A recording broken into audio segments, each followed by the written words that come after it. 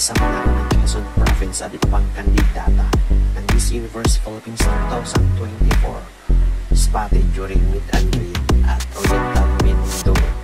Narito ang video at mga kaganapan nating panuorin.